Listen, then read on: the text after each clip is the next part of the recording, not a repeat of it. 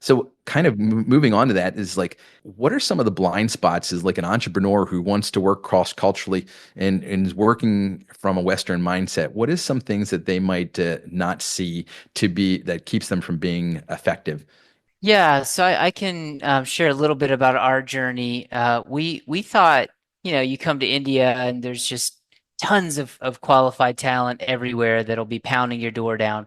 And in a sense, it's true. We put out ads on LinkedIn, we have tons of applicants, but man, it's still hard to find cultural fits, just as hard as in the States. And so there's a lot of great talent, but if you're an entrepreneur and you're thinking, oh, outsourcing, I'll find tons of great employees without putting in the hard work. That's just not the case. Hiring is still really hard work.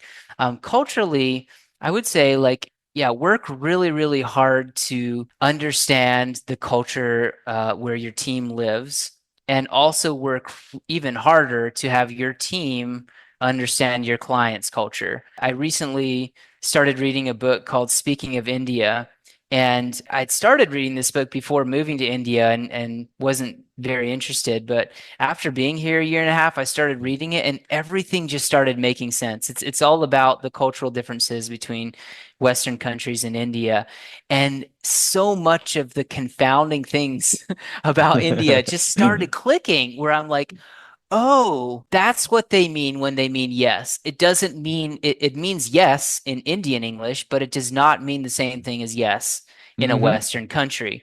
And so many of those things where if you ask your team for feedback, like, do you think this is a good idea? In India, it's just culturally not acceptable to tell your boss that is a bad idea.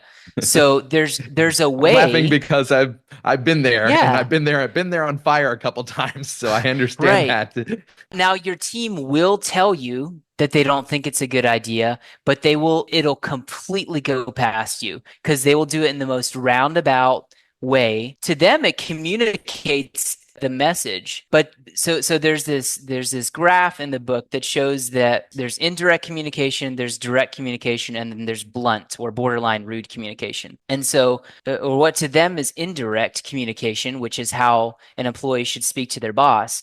To us, we don't even have a category for us. It doesn't register for us. When they feel like they're being very direct, to us it's very indirect. And once again, we might not register the message. Only when your team in India is what they feel is rude, will it actually register with us that they're, oh, now you're communicating directly. And it goes the other way too. So our direct communication to them is very rude. And so we're talking to our team about this and telling them, hey, when talking to us and even when talking to clients, it's gonna feel rude to you the way you communicate, but that's really the only way thick-skulled Americans are gonna understand what you're trying to say.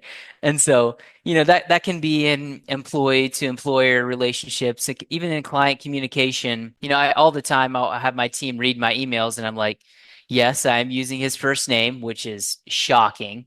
Um, yes, I'm only doing a one-line email, and that's actually what they want. They don't want me to waste their time. And to them, it's so rude, but this is how we communicate in the West. And so, yeah, there are a lot of cultural things that is really important, and it's both ways.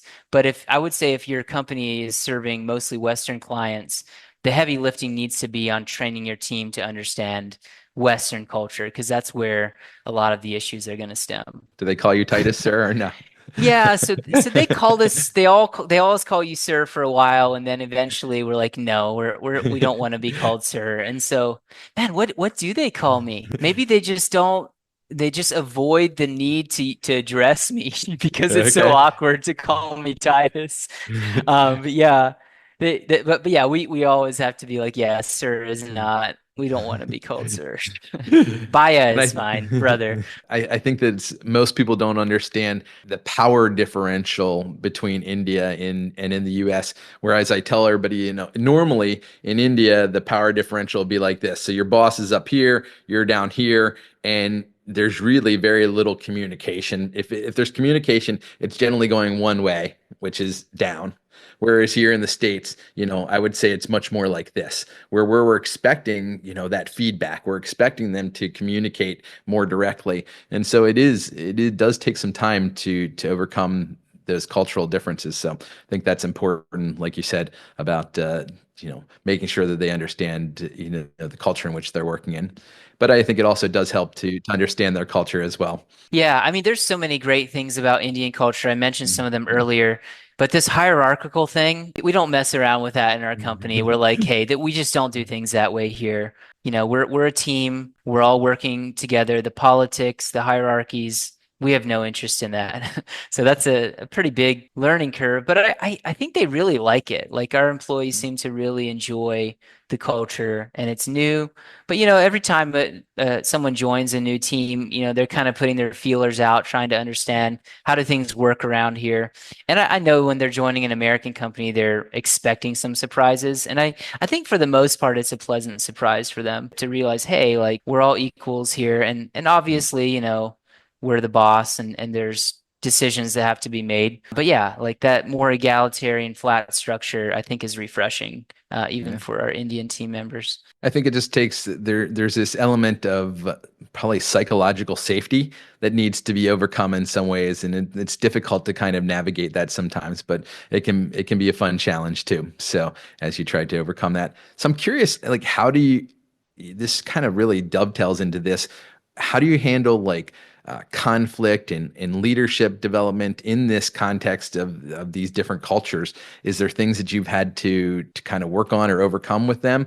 We kind of touched on understanding some of the cultural differences, but how do you break through some of those things to really get to where you need to go as a company? Yeah, so conflict with our team is sort of non-existent Mhm. because they just will not criticize you. Doesn't mean they're not annoyed at you, but and that's something we don't like. We want them to criticize us. But definitely there are issues when in India, yes, I will have it done by Monday, just does not mean that. And so when someone on our team says they'll have it done by Monday, like we actually expect them to get it done by Monday, and that kind of breaks their brain a little bit. And so that's created some tension, particularly with new hires. So we have people on a probation period when we hire them, and some people it's like, well, if you cannot get stuff done by these deadlines that you told us, like we literally we tell people, if you think you can get it done by X date, get it done, or set the due date a week later to make sure, and it just doesn't register. And Mhm. so that's certainly created some tension. Other than that, it's mostly been smooth sailing. I honestly like the biggest thing that I think we need to watch out for is just not taking advantage of sort of that hierarchical thing as the business owners. And it's also, it doesn't just apply to boss and employee, it also applies East and West. Sort of this Western superiority thing is not, it's global and it's been internalized by people in the developing world, the majority world as well. And so, always those are things to be cognizant of and to be careful that it doesn't like seep into you that, oh, yeah, we're from America, we're better. Because it's easy to, when it's kind of the water you're swimming in, and this is a global issue, it's easy to have that affect you negatively. Well, I appreciate all of this. Do you have any like books or anything that you really recommend? I'm just curious kind of for myself, for your team, that you'd like go, this will really help you to better understand what it's like to work with Americans. Anything that stands out? Yeah, so like I mentioned, there's the book Speaking of India, which I would say it would probably be mostly for entrepreneurs working with Indian teams who are American, but it also is great for Indians too. There's a lot in there that I think for Indians who've been interacting with Westerners that they would read and have a lot of aha moments. So Mhm. yeah, that's one recommendation I would have. Where let me see other general recommendations. I really appreciate Traction. Our company runs on, I don't know if you've heard of EOS. Absolutely. Yeah. So yeah, that Business book operating is system. Yeah. right. Our company runs on that. So if anyone's listening, that's a great book to start with to kind of understand that framework. So, kind of as we wrap up, I appreciate your time. You've been very generous. What advice would you give an entrepreneur who's thinking of working overseas and cross culturally? What would you tell them if they came to you and said, what would you recommend? Yeah, so most startups fail, and I think it's probably even a higher percentage of startups that fail when you're like moving overseas. I think that the outsourcing model is really strong. So if you can figure out something that can be done remotely for Western companies or Western individuals and sourcing it to talent from the developing world, that's a great place to start. Otherwise, you probably need a ton of capital. But yeah, there's so many needs and opportunities throughout the world. And I think just traveling, don't try to just move and start a company, obviously, without really doing your homework, traveling to the destination that you're interested in and having your horizons broadened, even if you're not thinking of moving or starting a company, international company, just traveling, seeing different places expands your world, whether it's to places like Europe or to places in the developing world. It's obviously a completely different experience, but I would recommend it for everyone. It's a ton of fun.